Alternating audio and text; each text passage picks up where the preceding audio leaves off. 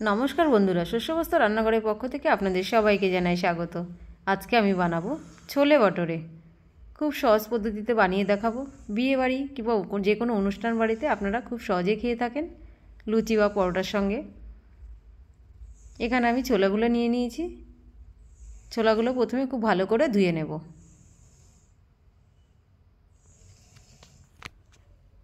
ছোলাগুলো ধুয়ে 7 থেকে 8 ঘন্টা ভিজিয়ে রাখতে হবে। যত বেশি ভিজবে তত ছোলাগুলো সুন্দর হবে।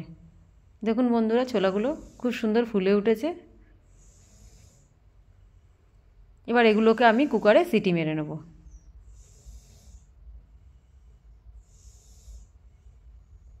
তিন থেকে চারটে সিটি মেরে নিয়েছি। খুব সুন্দর সেদ্ধ হয়ে গেছে। এবার গ্রেভি বানাবো, তার জন্য মশলা রেডি করব। প্রথমে কেটে নিচ্ছি পেঁয়াজগুলো মিক্সিতে দিয়ে দিচ্ছি। এবার দিয়ে দেবো কিছু রসুন, কিছু আদা কেটেও দিয়ে দিচ্ছি। একসাথে খুব ভালোভাবে পেস্ট করে নিয়েছি। এবার একটা টমেটো খুব মিহি করে কুচিয়ে নেব।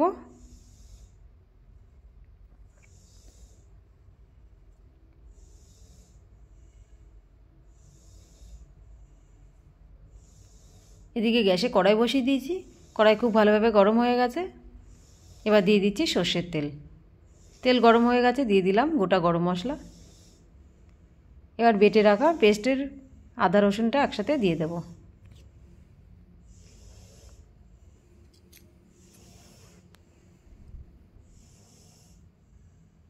এবার খুব ভালোভাবে এটাকে কষাতে হবে। দিয়ে দেবো দুখানা তেজপাতা। তেজপাতাগুলো তেলে দিলে ভেঙে যাবে, তার জন্য আমি মশলা কষানোর সময় দিচ্ছি। এই মশলাটাকে খুব ভালোভাবে কষাতে হবে, নাহলে আদা রসুনের কাঁচা গন্ধ থেকে যাবে। মশলা খুব ভালোভাবে কষানো হয়ে গেছে, তেল ছেড়ে দিয়েছে। এবার আমি দিয়ে দেবো শুকনো লঙ্কার গুঁড়ো, দিয়ে দেবো একটু হলুদ গুঁড়ো,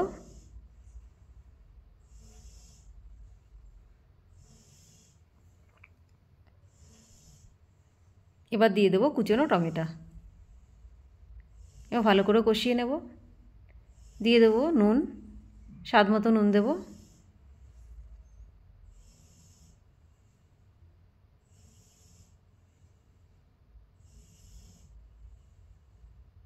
এবার সেদ্ধ করে রাখা ছোলাগুলো দিয়ে দিচ্ছি।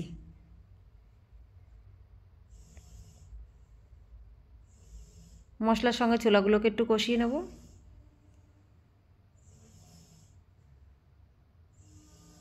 এবার পরিমাণ মতন একটু জল দিয়ে দেবো।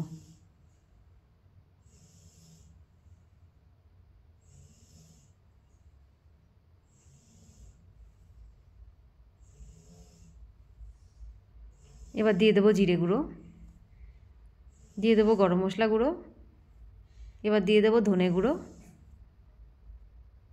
দিয়ে দেবো চাট মশলা, এবার দিয়ে দেবো আমচুর পাউডার।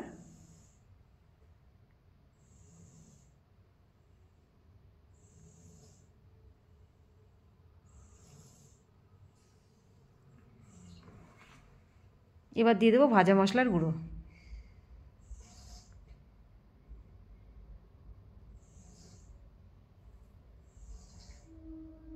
উপর থেকে ছড়িয়ে দেবো ধনেপাতা। খুব সহজে এটা আপনারা বাড়িতে বানিয়ে নিতে পারবেন। এই রেসিপি আপনাদের কেমন লাগলো অবশ্যই কমেন্ট করে জানাবেন। রেডি হয়ে গেছে, নামিয়ে নিচ্ছি।